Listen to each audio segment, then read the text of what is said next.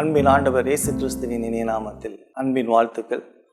இந்த காலை நேரத்திலும் கூட மறுபடியுமாக மத்தேயு சுவிசேஷம் 8ஆம் அதிகாரம் 5 முதல் 13 வசனம், அதில் சில வசனங்களை வாசித்து நாம் சிந்திக்கலாம்.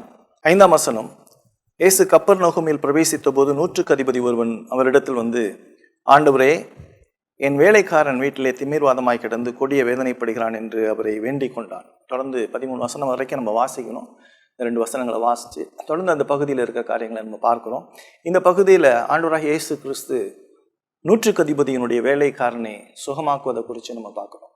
மறுபடியுமாக இந்த பகுதியில் ஆழமான ஒரு சிந்தனை, கிறிஸ்துவினுடைய வல்லமை மேசியா என்பதை மத்தேயு அந்த யூதர்களுக்கு வெளிப்படுத்தி கொண்டே இருக்கிறார். அவர் மாம்சத்தில் வெளிப்பட்ட தேவன், இவர் யூதர்களினுடைய ராஜா என்பதை மறுபடியுமாக அவருடைய அதிகாரத்தை பிரகடனப்படுத்தி கொண்டே வருகிறார். இந்த பகுதியில் நம்ம பார்க்கும்பொழுது இந்த 100க்கு அதிபதிங்கிற இந்த பகுதியை நம்ம புதிய ஏற்பாட்டில் அநேக இடங்களில் பார்க்கலாம். இந்த 100க்கு அதிபதியை பார்க்கலாம். அப்போஸ்தலர் 10ஆம் அதிகாரத்தில் கொர்நேலியு ஒரு 100க்கு அதிபதி, இன்னும் அநேக 100க்கு அதிபதிகள் பார்க்கலாம். இவன் ஒரு ரோமன், இவன் ஒரு புரஜாதியான்.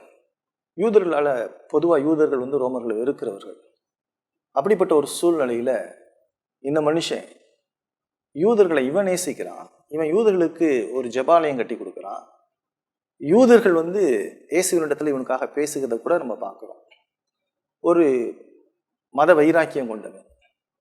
இன்னும் கூட பார்த்தா கடவுளுடைய சர்வேகாதிபத்தியத்தையும் நன்கு புரிந்த ஒரு மனிதனாகவே நம்ம பார்க்கிறோம். அது மாத்திரம் இன்னும் கடந்து நம்ம பார்த்தோம் அப்படின்னு சொன்னால், இவன் 100க்கு அதிபதியாக இருக்கிறான். ஒரு வேலைக்காரனுடைய சுகத்துக்காக வேண்டுதல் செய்கிறான்.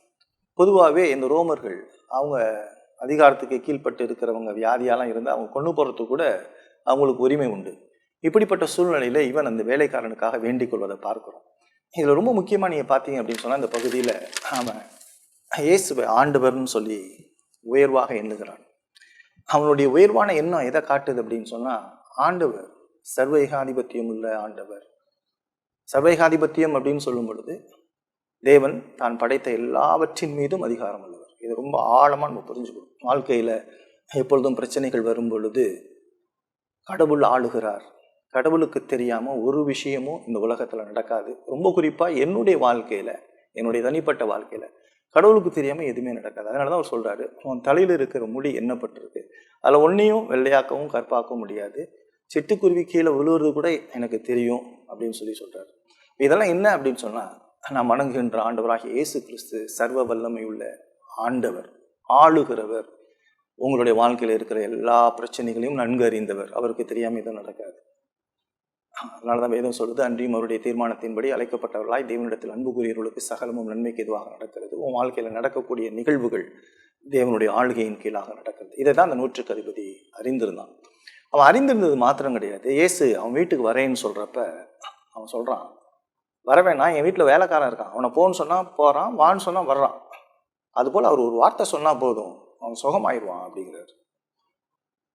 இயேசுவே ஆச்சரியப்பட்டு, இப்படிப்பட்ட விசுவாசத்தை நான் பார்த்ததில்லை, இஸ்ரவேலருக்குள்ள பார்த்ததில்லை அப்படிங்கிறார். அவ்வளோ அருமையான ஒரு காரியம். ஏன்னா நம்ம வாழ்க்கையில் எப்பொழுதும் தேவனுடைய சர்வேகாதிபத்தியத்தை அறிந்திருப்பது மிகவும் முக்கியமான காரியம். அடுத்தது இன்னொரு விஷயம் அவன் சொல்கிறான், அவரை வீட்டுக்குள்ளே வர வேணான்னு சொல்லுங்க அப்படிங்கிறான். அதுக்கு நான் தகுதியற்றவன். எப்பொழுதும் கடவுள் இடத்துல வர்றப்ப தாழ்மை உள்ளவர்களாக இருக்கணும். அவர் படைத்தவர், நம்மளாம் படைப்பு, நம்மளாம் தற்காலிகமானவர்கள், அவர் எப்பொழுதும் இருக்கிறவர்.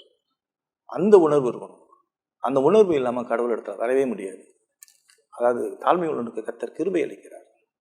பெருமையாக கடவுள் இடத்துல வர முடியாது. அடுத்தது இன்னொரு அற்புதமான ஒரு விஷயம் இந்த இடத்துல நீங்கள் பார்த்தீங்கன்னா, இவன் தனக்காக வேண்டிக் கொள்ளலை, தான் வீட்டில் இருக்கிற ஒரு வேலைக்காரனுக்காக வேண்டிக் கொள்கிறோம்.